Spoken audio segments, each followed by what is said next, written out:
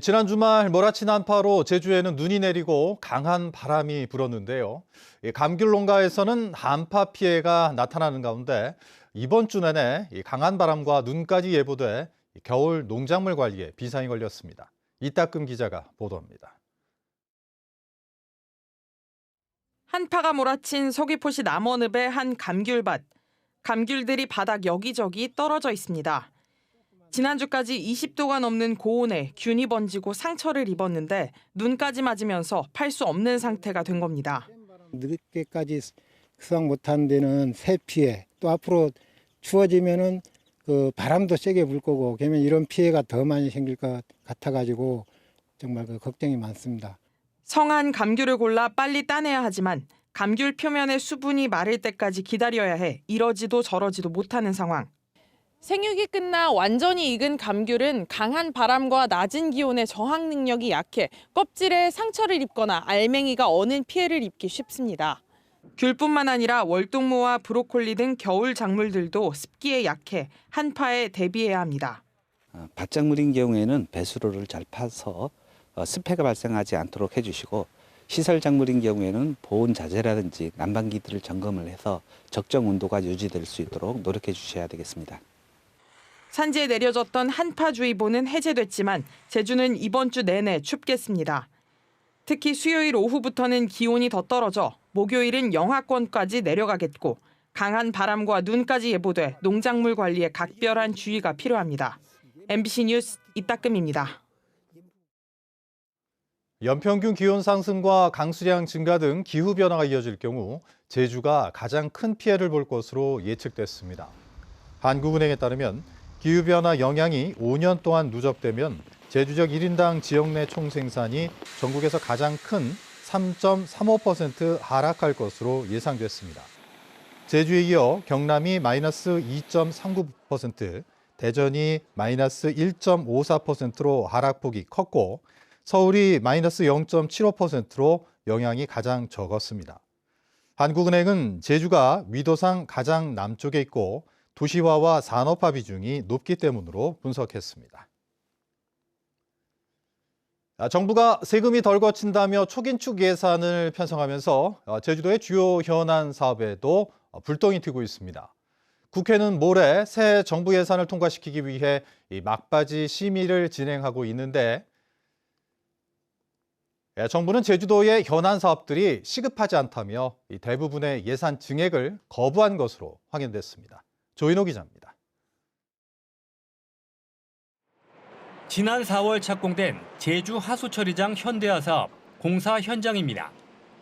이미 포화 상태에 이른 하수처리장 용량을 늘리고 악취를 줄이기 위해 지하화하는 공사입니다. 준공 시점은 2028년 1월. 공사비 3,980억 원 가운데 제주도가 53%를 부담하고 정부가 47%를 지원한다는 계획이었습니다. 하지만 당장 내년부터 정부의 예산 지원이 불투명해지면서 공사가 계획대로 진행될지는 장담하기 어려운 상황입니다. 제주도는 내년 정부 예산으로 410억 원을 요청했지만 정부는 163억 원만 편성했기 때문입니다. 이 때문에 오영훈 제주도지사는 지난달 국회 예산결산특별위원회에 제주 하수처리장 예산을 늘려달라며 증액을 요청했습니다. 하지만 기획재정부는 지난주 예결위 1차 심의에서 예산 증액이 시급하지 않다며 불수용 의견을 제시했습니다.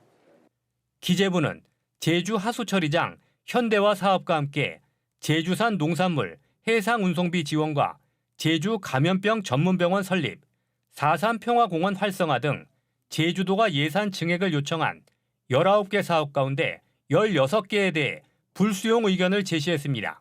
이제 전체적으로 재원이 많이 부족한 상황이어서 굵직한 예산들이 한꺼번에 삭감돼서 그걸 증액하는 것 때문에 정부와 협상에 좀 난항이 있긴 하지만 그 와중에서도 우리 지역 예산을 챙겨서 제주 하수처리장 현대화 사업이 늦어질 경우 오등봉 도시공원 아파트 등 대형 건축물의 하수 처리도 쉽지 않을 것으로 보여 국회의 새해 예산 심의 결과에 관심이 쏠리고 있습니다.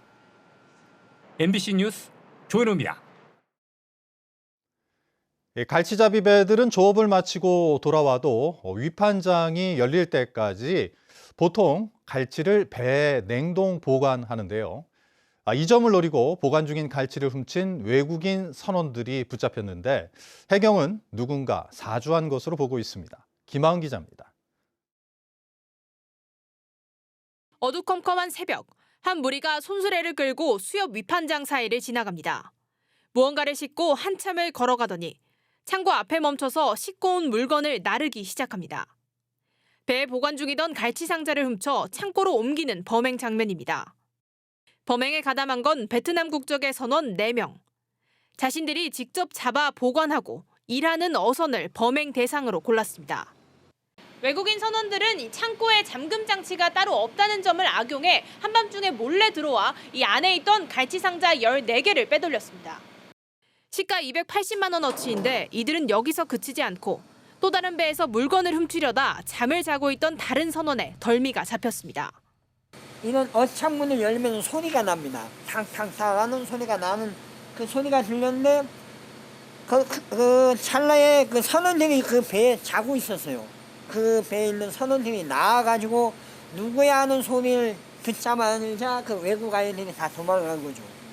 이들은 또 수사망을 피하기 위해 마스크와 모자로 얼굴을 철저히 가렸고 냉동 창고 엔진 소리가 들리는 어선으로 범행 대상을 골랐습니다. 해경 조사 결과 이들은 훔친 돈을 모두 유흥비에 썼으며 누군가 이들에게 범행을 시킨 것으로 추정됩니다. 이게 외국인들이다 보니까 이게 스스로 판매를 할 수 없어서 이 구매자들이 교사를 해서 훔치게 된 걸로 판단이 되고, 그래서 지금 현재 잡힌 피의자 말고도 추가로 또 다른 피의자들이 있는 것으로 판단돼서. 해경은 외국인 선원 4명을 특수절도 등의 혐의로 입건하고 수사를 확대하고 있습니다. MBC 뉴스 김하은입니다. 새해 맞이 한라산 야간 산행 예약이 1시간도 안 돼 마감된 가운데 판매나 양도글이 올라와 제주도가 조사에 나섰습니다. 제주도가 지난 1일 오전 9시부터 성판화 코스 1000명과 관음사 코스 500명에 대해 야간 산행 사전 예약을 접수한 결과 40분 만에 모두 마감됐습니다. 한편 중고거래 앱이나 인터넷 사이트에 판매나 양도 관련 게시물이 10여 건이 발견돼 포털 등에 삭제를 요청했습니다. 제주도는 탐방 전 신분증 검사를 하기 때문에 예약자가 아닌 경우 사용할 수 없고 다른 사람의 QR코드나 신분증을 사용하면 공무집행 방해 혐의로 고발한다고 밝혔습니다. 떼까마귀 집단 폐사의 원인을 밝히기 위해 죽은 까마귀에 대한 부검과 독극물 검사가 이루어졌습니다. 제주 야생동물구조센터는 폐사한 떼까마귀 5마리에 대해 오늘 오후 독극물 중독 여부에 대한 부검을 했고 결과는 2, 3일 후에 나온다고 밝혔습니다. 지난 15일 제주시 오라동 정실마을 일대에서 날지 못하는 까마귀 148마리가 발견돼 이 가운데 36마리가 죽었고 100여 마리는 회복 후 날아갔습니다. 야생동물구조센터는 당시 침 흘림 증세 등으로 미뤄 농약을 먹은 것으로 추정하고 있습니다. 세계 자연유산인 한라산에 다양한 연체동물과 민물고기가 사는 것으로 확인됐습니다. 제주도 세계유산본부와 생물다양성연구소 등이 지난 4월부터 7개월 동안 한라산 연체동물 연구를 진행한 결과 해발 900m에 있는 산정호수 물장오리에서 미꾸리 2종이 발견됐습니다. 또 성판악 등지 연못과 습지에서 산골조개와 제주 남방 달팽이 등 19개 종의 연체동물 서식이 확인됐습니다. 조사 과정에서 채집된 담수어와 거미류, 연체동물 등 90점은 표본으로 제작해 기후변화를 추적하는 주요 지표로 활용됩니다. 국민의힘 이경용 전 도의원이 내년 총선 서귀포시 선거구 출마를 공식 선언했습니다. 이경용 예비후보는 제주도의회에서 출마 기자회견을 열고 서귀포시에는 제2공항과 고령화 등 과제들이 산적해 있지만 큰 그림을 내놓는 사람이 없다며 행정과 정치 경험으로 제대로 일하는 국회의원이 되겠다고 말했습니다. 또 제2공항 문제 해결을 위해 가능한 모든 수단과 방법을 동원하겠다고 밝혔습니다. 뉴스데스크 제주 마칩니다. 시청해주신 여러분 고맙습니다.